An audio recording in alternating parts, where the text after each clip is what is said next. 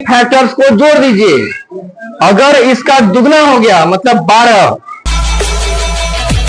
Okay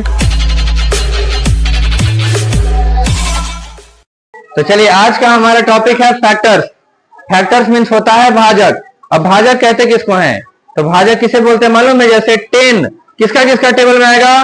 तो 1 के table में, 2 के टेबल में, 5 के टेबल में और 10 के टेबल में।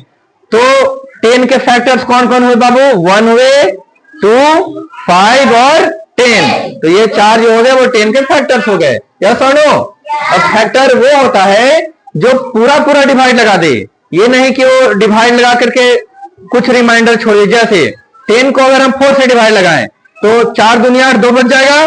तो क्या 4 उसका फैक्टर होगा? नहीं होगा। ठीक है, फैक्टर कौन होता है? जो पूरा पूरा उसको कट करे। समझ गए ना?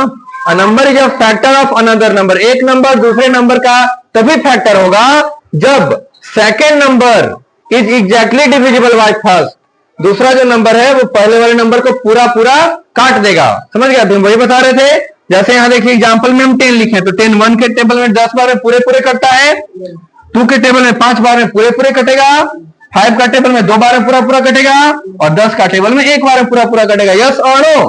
तो ये जो चारों हैं वो 10 के क्या हैं? फैक्टर्स हैं। 7 ये 1 के टेबल में आएगा और 7 के टेबल में आएगा तो 1 और 7 इसका फैक्टर हो गया। अब जैसे कि एक बात बताते हैं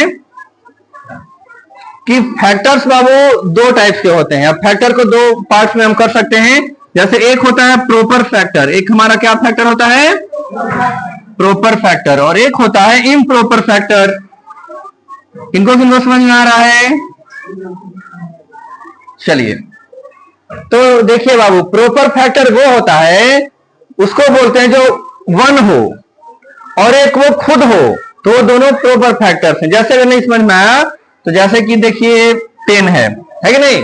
तो 10 में जो 1 है और 10 के टेबल में ये जो 10 है तो 1 और 10 हमारा कौन सा फैक्टर हो गया? प्रॉपर। और जो बच गया वो कौन सा फैक्टर हो गया? इम्प्रॉपर। अब आया समझ में? तो प्रॉपर फैक्टर क्या होता है? तो 1 और वो नंबर खुद कौन फैक्टर्स होते हैं? और इम्प्रॉपर फैक्टर्स उन दोनों को छोड़ करके जो बच गए वो कौन से फैक्टर्स हो गए? इम्प्रॉपर। चलिए अब हमारा नेक्स्ट टॉपिक है मल्टीपल। तो मल्टीपल मीन्स क्या होता है? गुणज। तो क्या होता है मल्टीपल?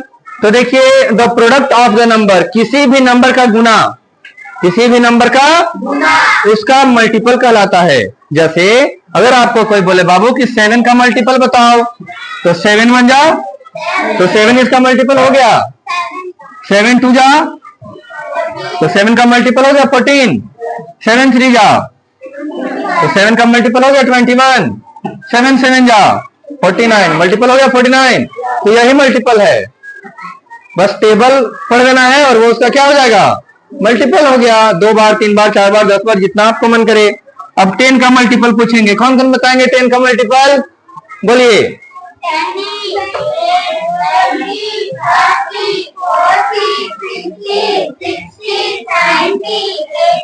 और भी हो सकता है कि नहीं? आप जितना लिख सके। अब देखिए बाबू, एक है हमारा एक टॉपिक है परफेक्ट नंबर। परफेक्ट नंबर किसको बोलते हैं मालूम है?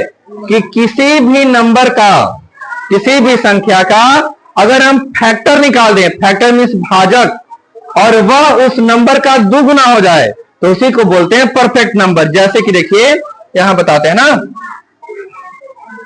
जैसे कि एग्जांपल ले लिए 6। आप बताइए 6 का फैक्टर कौन कौन है?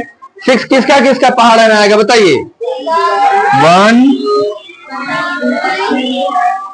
यस और नो? 1 का पहाड़ा में आएगा, 2 का पहाड़ा में आएगा, 3 का पहाड़ा में आएगा और 6 का पहाड़ा में आएगा। अब हम आपको क्या बताएं कि इसके सभी फैक्टर्स को जोड़ दीजिए। अगर इसका दुगना हो गया मतलब 12 तो हमारा 6 क्या होगा? परफेक्ट नंबर होगा। जैसे अब इसको जोड़ते हैं 1 + 2 + 3 + 6, 1 2 3 3 3 6 6 6। देखिए 6 का दुगना हो गया 12। यस, तो 6 हमारा कौन सा नंबर है? परफेक्ट नंबर है। किनको किनको दिक्कत है? नहीं समझ में आया? किनको किनको नहीं समझ में आया? नहीं समझ में आएगा तो हम किस लिए हैं? आगे समझ में? चलिए ठीक है, फिर इसको लिख लीजिए। और हमारा यहाँ पे मोर अबाउट नंबर्स का टॉपिक क्या हो गया? सारा कॉन्सेप्ट क्लियर हो गया है। अब हम लोग क्या करेंगे? सीधे एक्सरसाइज करेंगे। चलिए तो